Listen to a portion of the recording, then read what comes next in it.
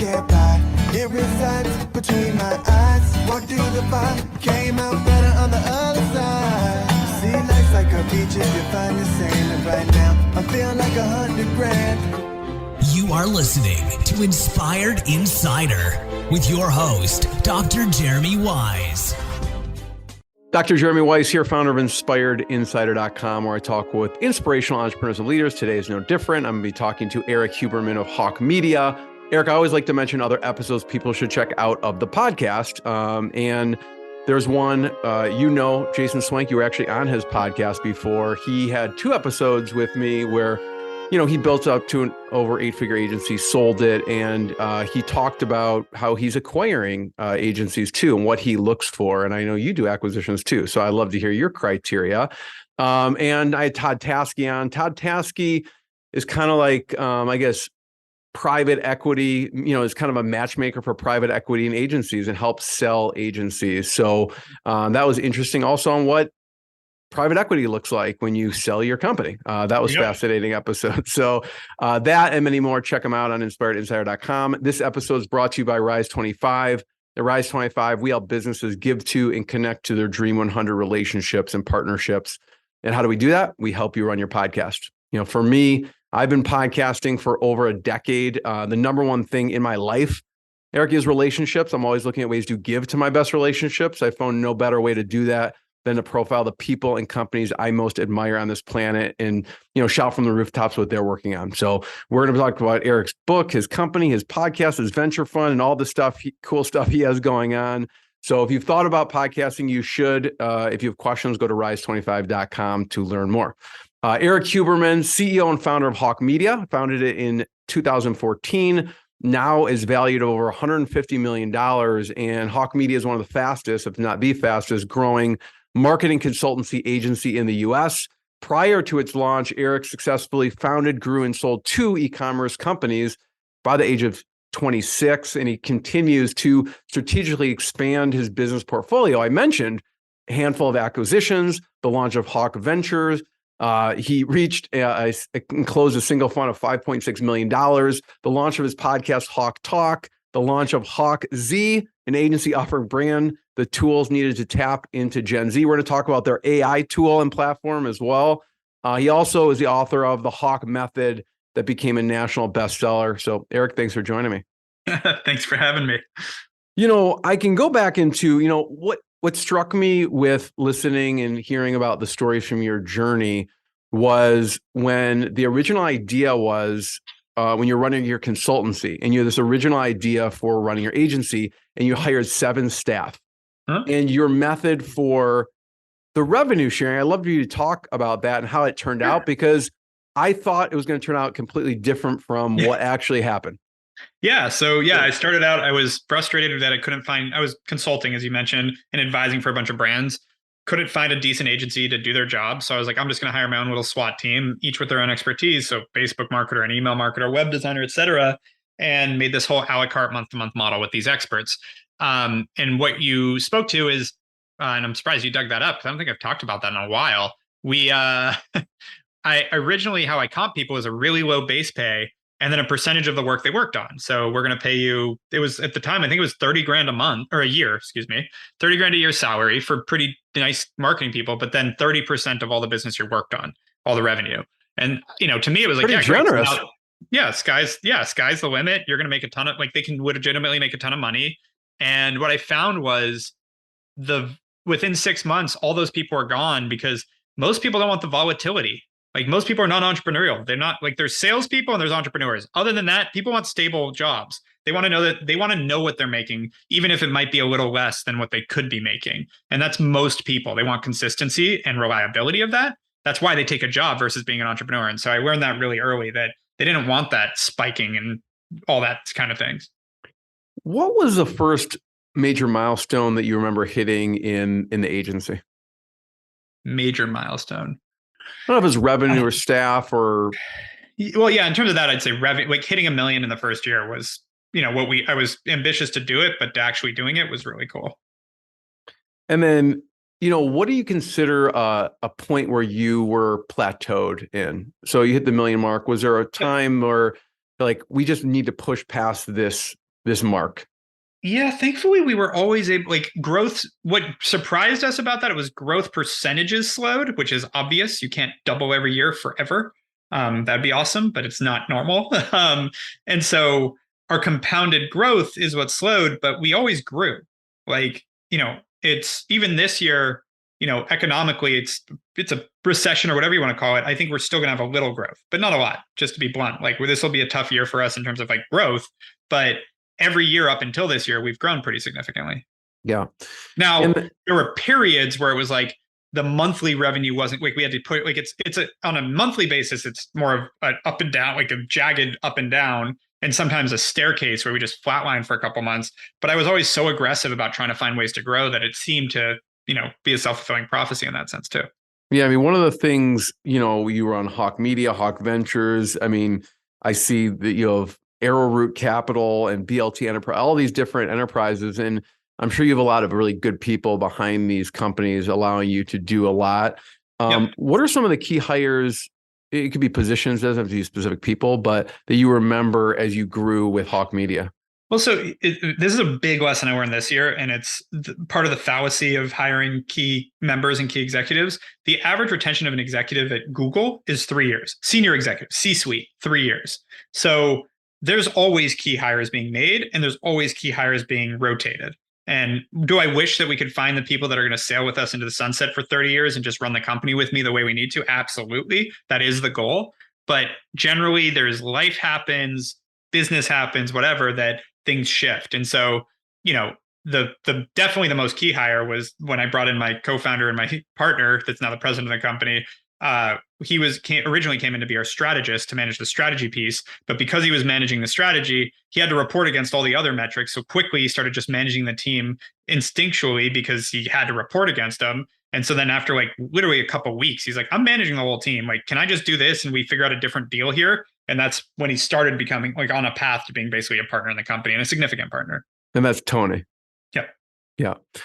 What was that conversation like when someone, I guess it was early on, but someone who, was proving themselves but wanted stake? It's not a hard conversation when they're going to, like, it's like, if you're going to have the stake, you also have the burden.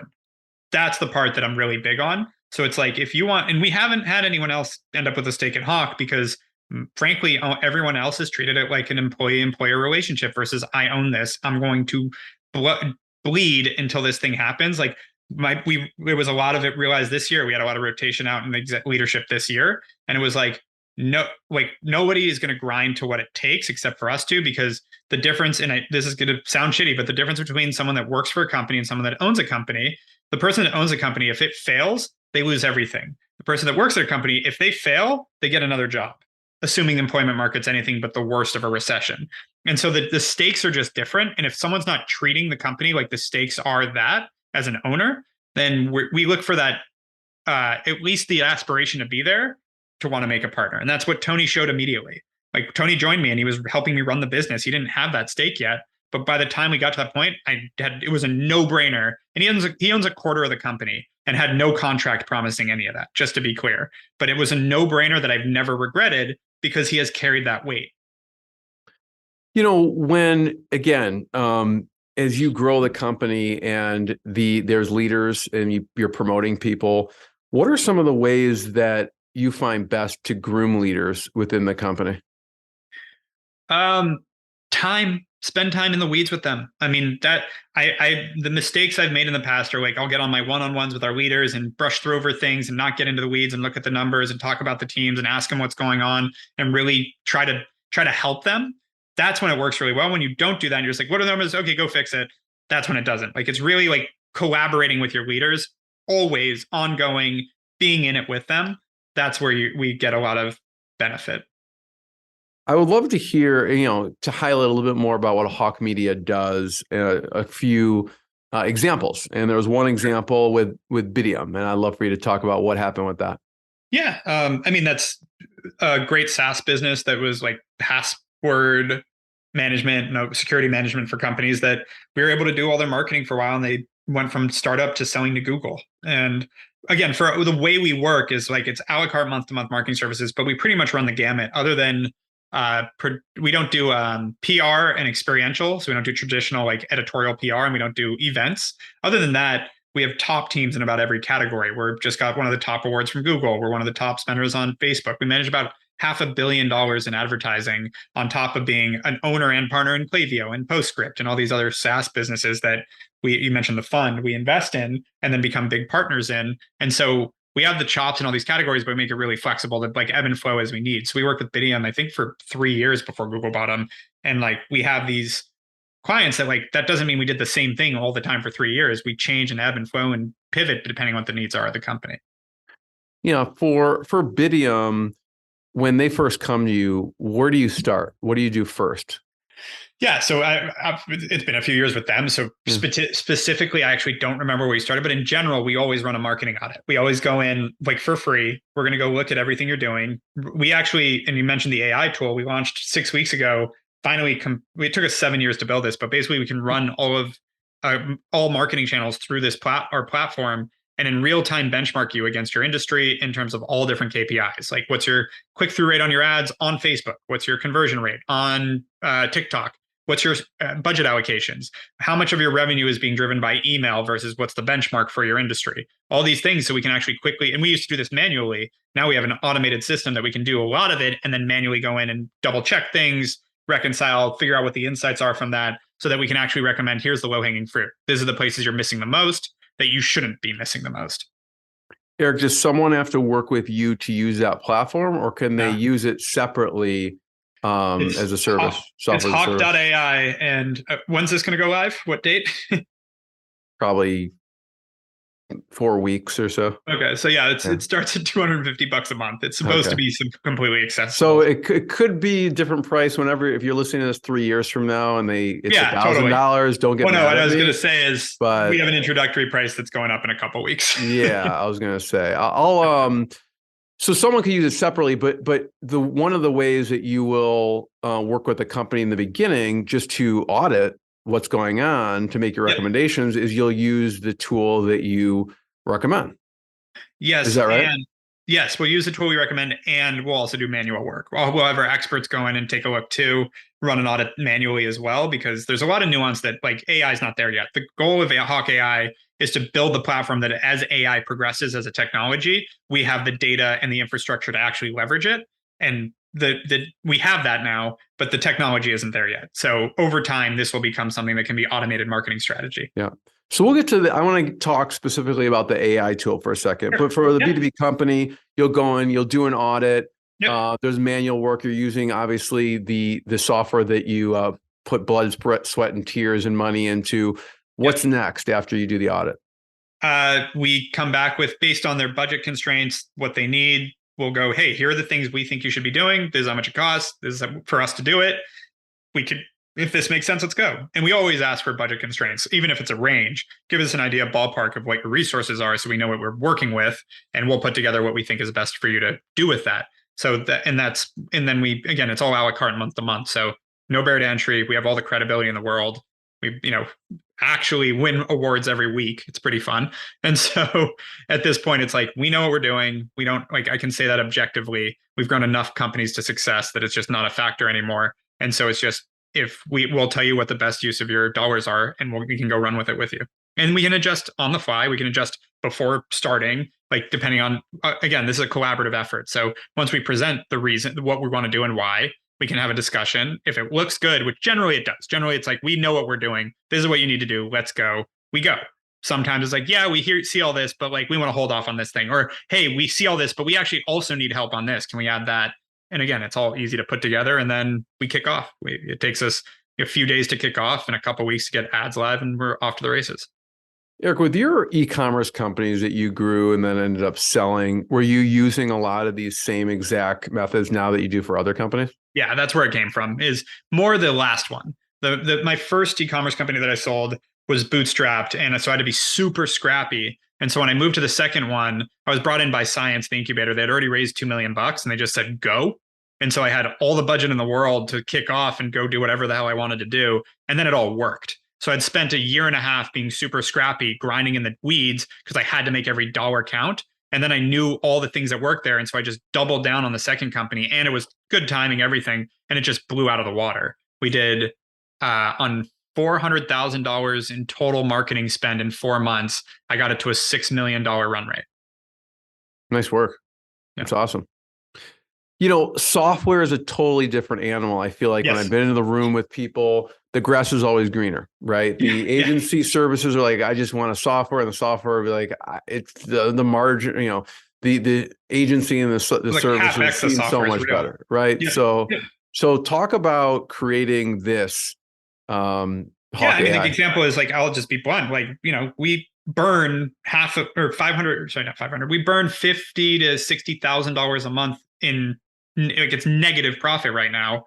I'm paying out of pocket from Hawke Media, which profits, to pay for this, because it takes a lot to build. We have a whole engineering team building this to run this, and the revenue hasn't caught up yet. We have amazing adoption immediately, but it took we bought a piece of software. Actually, I'll rewind and tell the full story of this because it's actually kind of fun. 7 years ago, I sat down with two brilliant guys, a guy named Marcus Shingles and a guy named Peter Diamantis, who runs XPRIZE and Abundance 360. Know who Peter is? Yeah, for sure. Yeah. So I was sitting with them, and they were like talking about rapid disruption, and they looked at me and said, what's going to be the Uber to your taxi company? Like, as a marketing agency, what's going to disrupt what you're doing? And they're like, we think it's going to be freelancers, and that's going to completely disrupt what you're doing. And, you know, everyone's just going to go with freelancers. Like, no, they're not, because they're completely unreliable. And if you're running a business, that's not a good thing to do.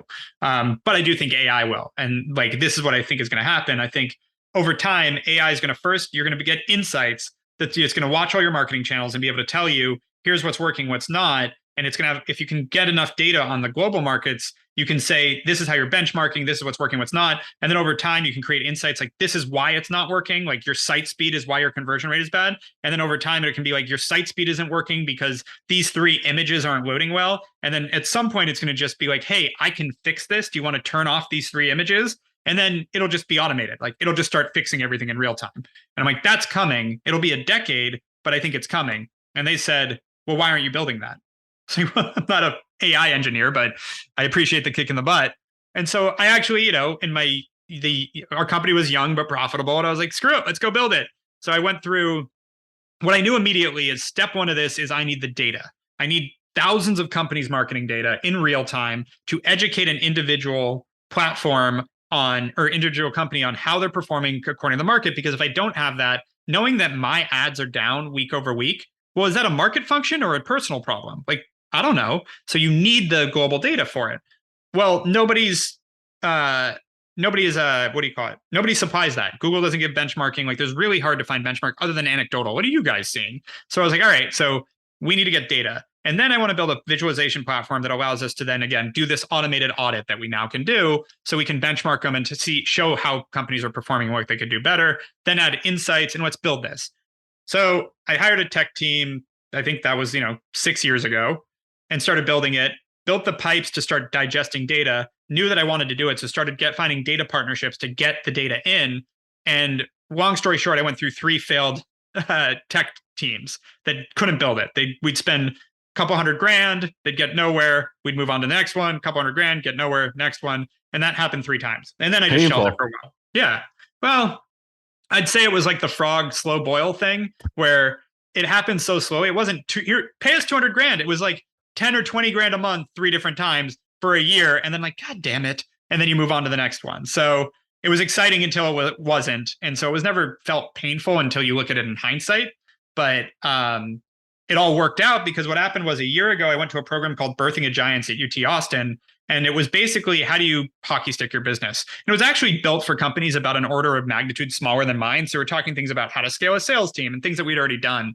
But instead of being like, oh shit, I'm in the wrong room and rolling my eyes, I went, I'm still going to go fall in and figure out, like, I'm going to spend the whole week taking their cues, but trying to apply it to my size business. And what it came out with was, I still need to build this software company, because it'll make so much efficiency on my team. It'll do so many things for my business. I need to build it.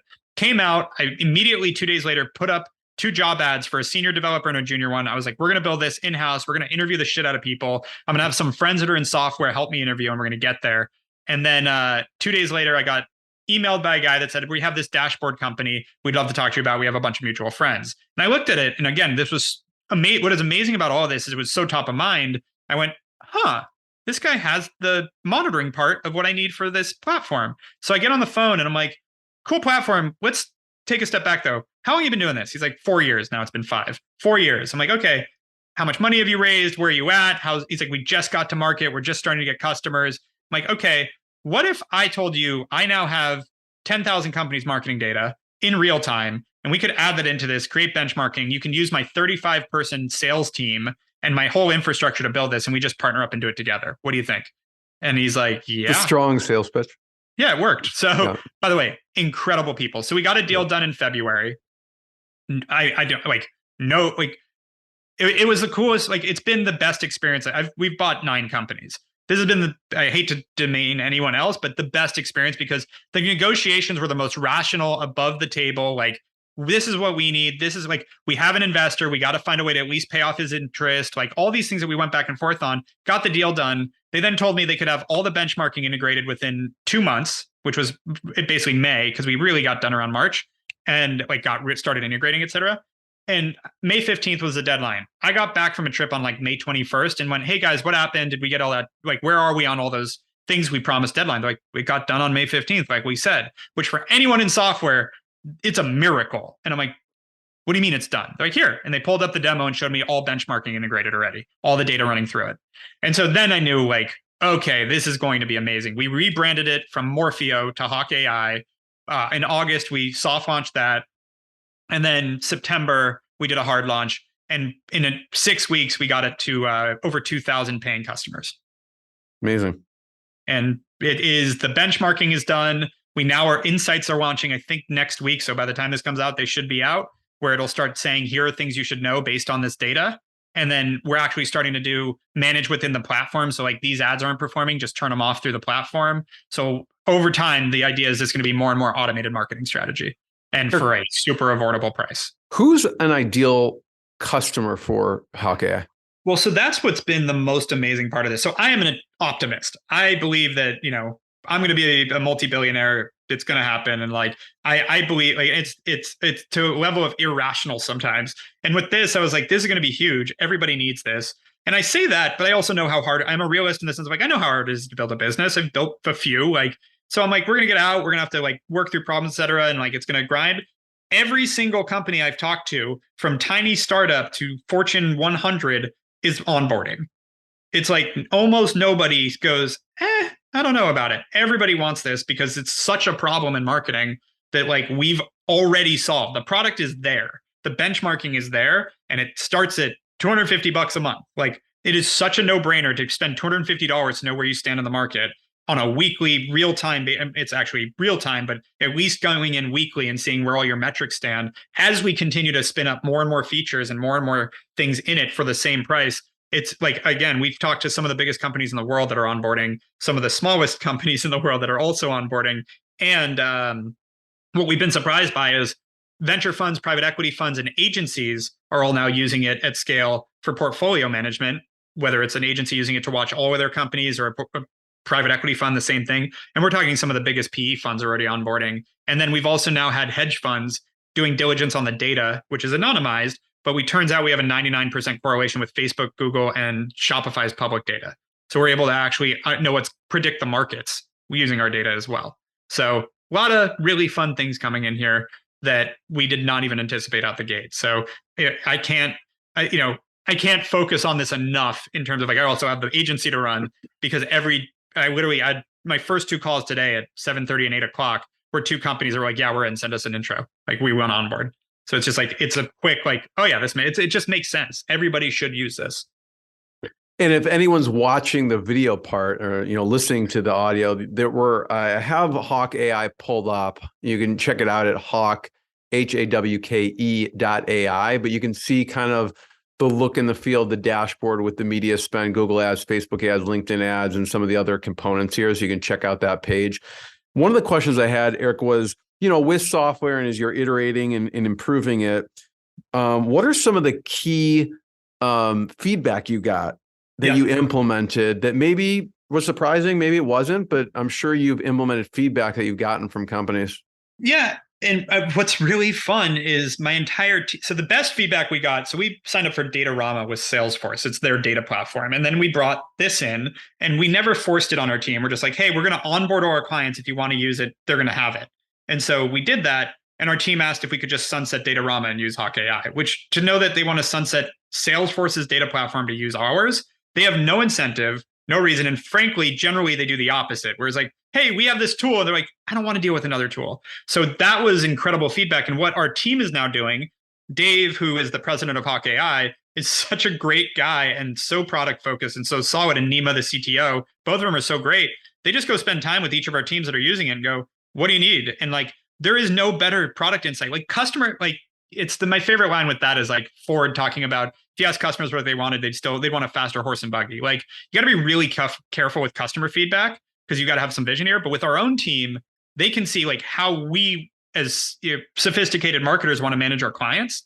And that is very informative. So like we added LTV analysis, lifetime value analysis, and CAC analysis, and all these things that we wish existed on some of these other platforms. And so it's been built in a way that we can manage clients, which means clients can also manage themselves. And I'd say the use case for this, the biggest one, the most core one, is a CEO or a CMO, not necessarily like a performance marketer that's in the weeds all day. That can help know where they stand, but they're constantly optimizing and doing the best they can. This is more to know, like, as a company, how are we doing?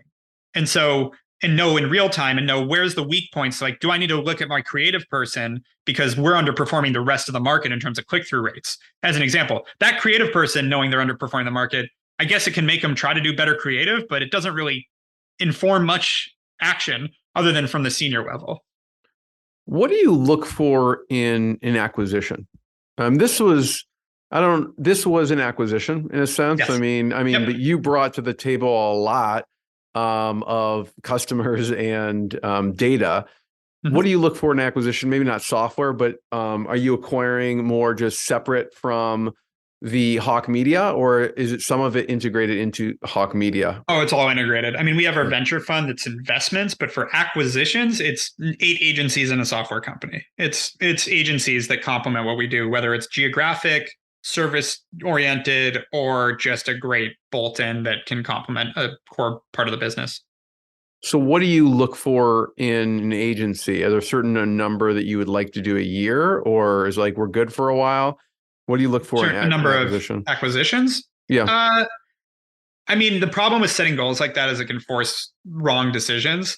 We just try to keep the funnel open, and if it's a good agency, we'll partner up. And so, that can be a couple this year we pulled back on 2 because this year with the instability in the market, there were 2 big bites we were taking that went, you know what, let's be prudent. Let's not go balls to the wall this year. It's okay. And it ended up being a great decision. So, next year, I think it depends. Like in a good year when things are humming, we'll do as many as we can if we find good agencies.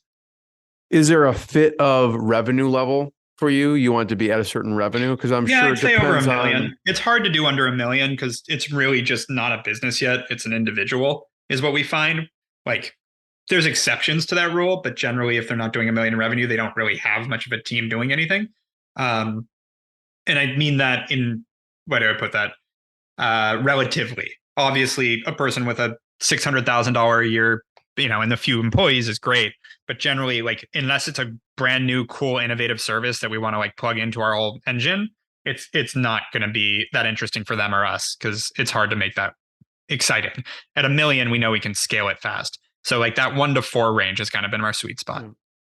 So let's assume there's an agency listening right now and they're over $1 million. Yep. Is there a certain need right now, this point, like we're looking for this type of service or company or region to plug in? Honestly, we're always open because I love working with agency founders. They're self-starters that can, what we found is we have people that come in, we've 8x, 9x agencies, like in a couple years. Like we can, because of our infrastructure, working in partnership with an agency, we can grow them really fast a lot of the time and give them all the playbook that we have that we're constantly vetting. And so we can do a lot there. So it's just finding the right culture fit where the person wants to run through a wall. The other side of it is like we do get people that just want out and we can be a soft landing for their team. Like we're not chop shop here. We don't want to like go like we passed on agencies where it's like, oh, you have to fire half your people to stay in business. Like, yeah, we're not taking that on. We would rather buy an agency, keep everyone intact, right, if we have to make a few fixes, that's fine. But I don't mean firing. I mean, like, we have to find ways to, there's usually enough synergy to find ways to make it work.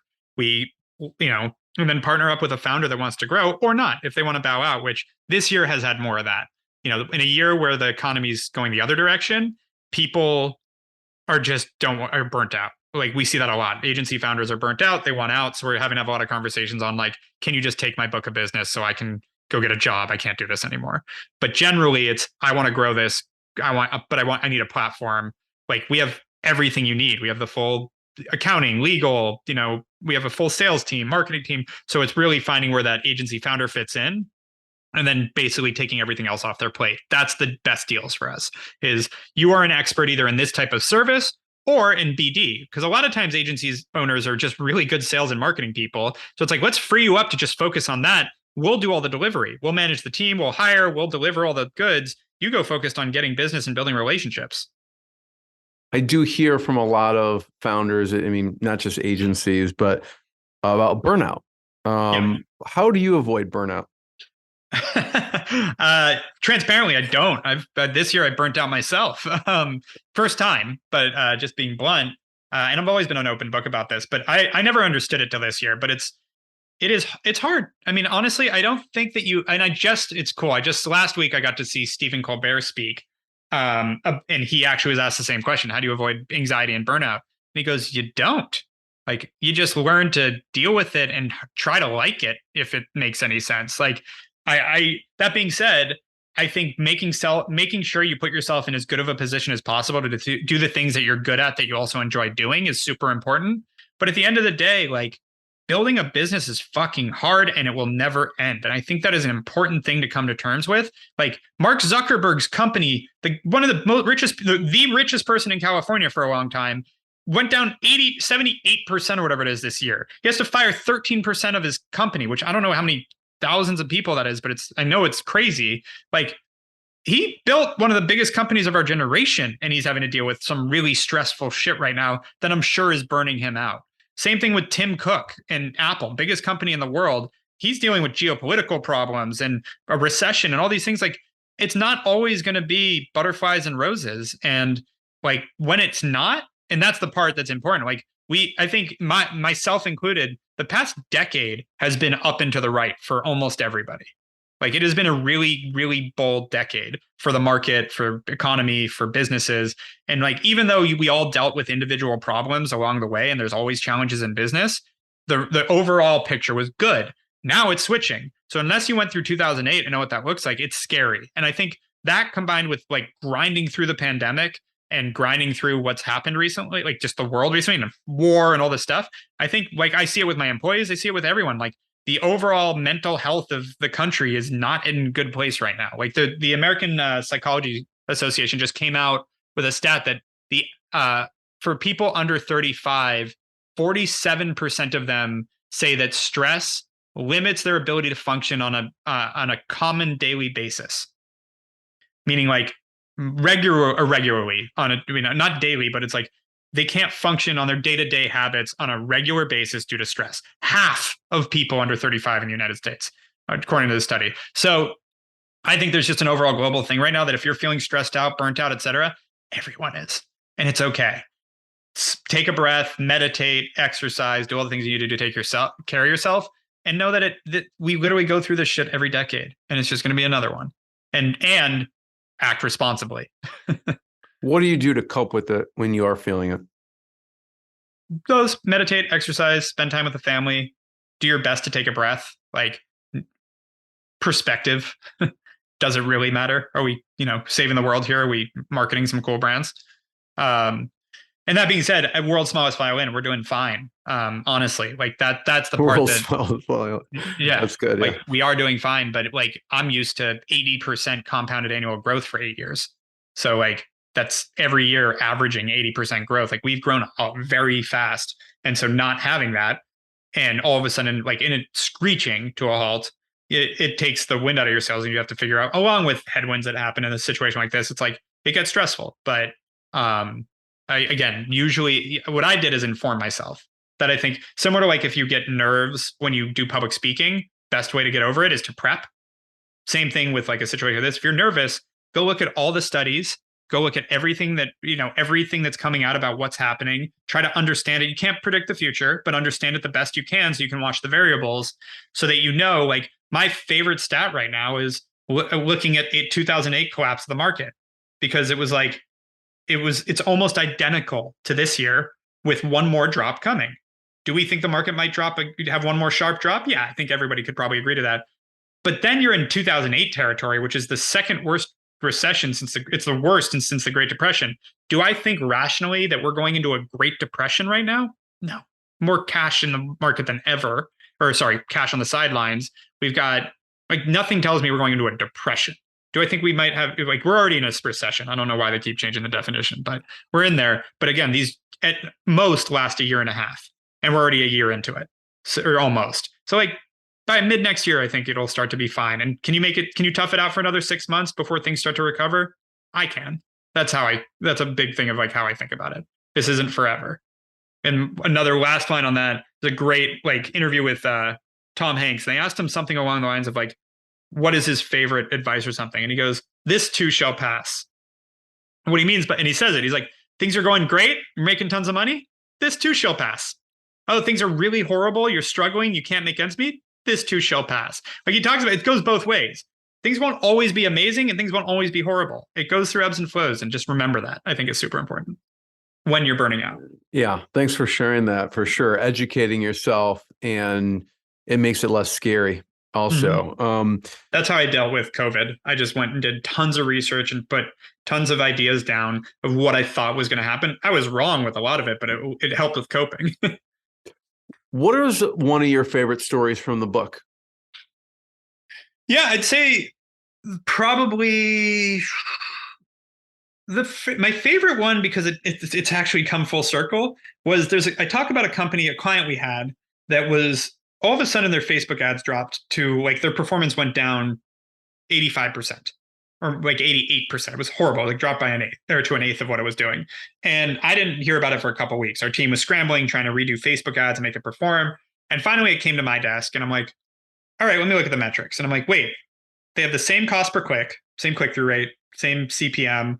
We're targeting the same types of people. So nothing changed on Facebook. The cost didn't change. The targeting didn't change. Nothing's changed. Why is this a Facebook problem? Why are we trying to fix Facebook? Sounds like their conversion's the problem. So then I go look at their site. Their conversion rate has dropped an eighth to an eighth. It's their conversion rate is an eighth of what it was.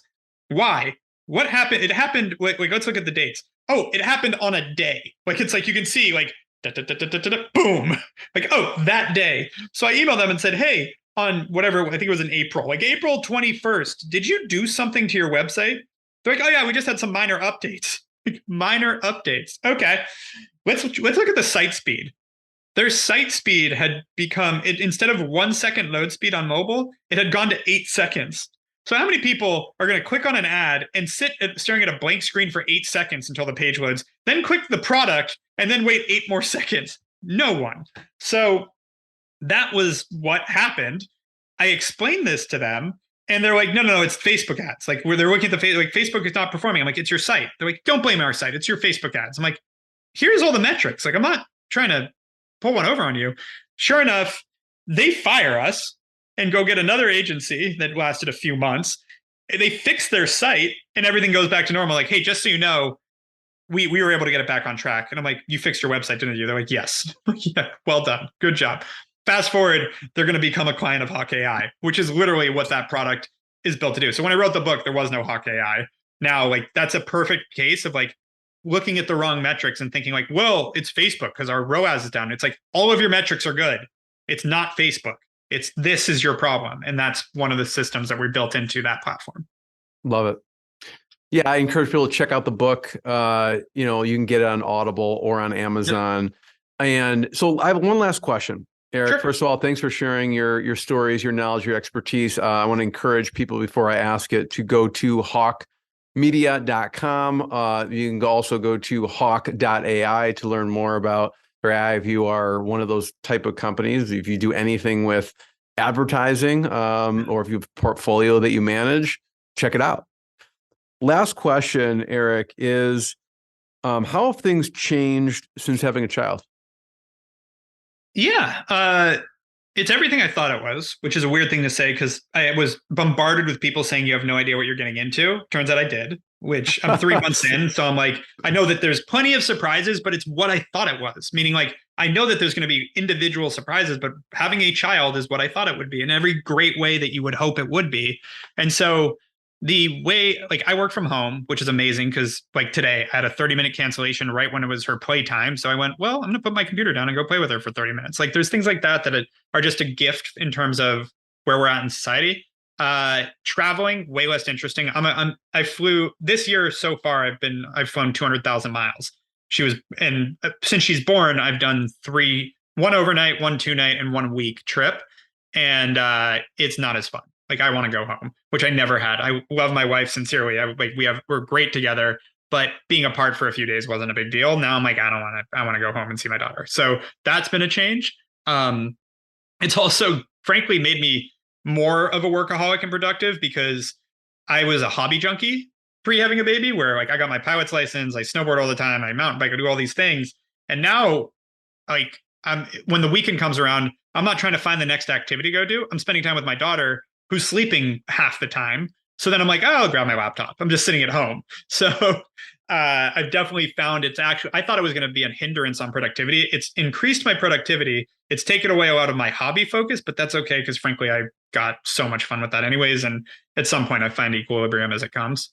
Sometimes it's a force function to getting more done. My business partner, John Corcoran, has 4 kids under 11, and like you're almost forced to get things done during, so. Yeah, you got to be really good at that's the thing is she's again sleeping half the time now before they go to school, but once they're older, like that is going to change. It's going to be like definitely a lot more hands-on. Erik, thank you so much. Everyone check out the site, check out the book, check out the podcast, check out everything. And I appreciate you, Erik. Thanks everyone. Thank you for having me. What I got, you can't buy. It resides between my eyes. Walked through the fire, came out better on the other side. See, life's like a beach if you find the sailing right now. I'm feeling like $100 grand.